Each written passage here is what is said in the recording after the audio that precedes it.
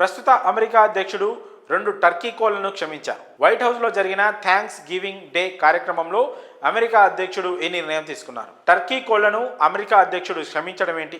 పాపం ఆ టర్కీ కోళ్లు ఏం పాపం చేశాయని మీకు డౌట్ రావచ్చు. అసలు వైట్ హౌస్లో టర్కీ కోళ్లను ఎందుకు క్షమించారో దాని వెనుకున్న ఆసక్తికర కథ ఏంటో ఇప్పుడు మనం చూద్దాం. ఈ మధ్య వెలువడిన అధ్యక్ష ఎన్నికల్లో ఫలితాల్లో డొనాల్డ్ ట్రంప్ ఘన విజయం సాధించారు. ఇక ప్రస్తుత అధ్యక్షుడు జో బైడెన్ త్వరలోనే తన పదవికి రాజీనామా చేయబోతున్నారు. అయితే థ్యాంక్స్ గివింగ్ రోజున అమెరికా అధ్యక్షులకు టర్కీ కోళ్లను బహుమతిగా పంపిస్తారు.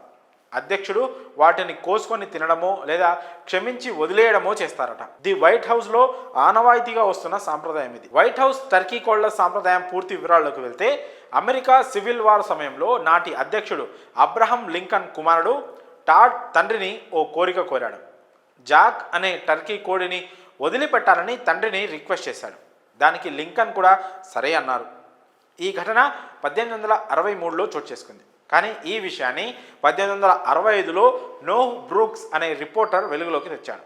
దీంతో అప్పటి నుంచి వైట్ హౌస్లో ఈ సాంప్రదాయం మొదలైంది. ప్రస్తుత తరహాలో టర్కీ కోళ్లకు క్షమాపణ కార్యక్రమం మాత్రం 1947లో అధ్యక్షుడు ట్రూమన్ సమయంలో రూపుదిద్దుకుంది. దీనిని 1989లో జార్జ్ హెచ్డబ్ల్యూ బుష్ అధికారిక సాంప్రదాయకంగా గుర్తింపు ఇచ్చారు.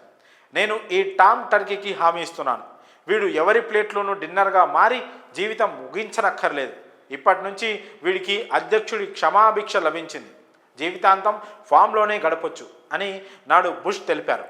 అప్పటి నుంచి ప్రతి అధ్యక్షుడు ఏటా 1 లేదా 2 టర్కీలకు క్షమాభిక్షను ప్రసాదివ్వడం ఆనవాయితీగా వస్తోంది. బైడెన్ గతేడాది లిబర్టీ బెల్ అనే వాటికి క్షమాభిక్ష ప్రసాదించారు. తాజాగా శ్వేత సౌధంలో థ్యాంక్స్ గివింగ్ డే సందర్భంగా ప్రెసిడెంట్ జో బైడెన్ 2 టర్కీ కోళ్లను క్షమించారు.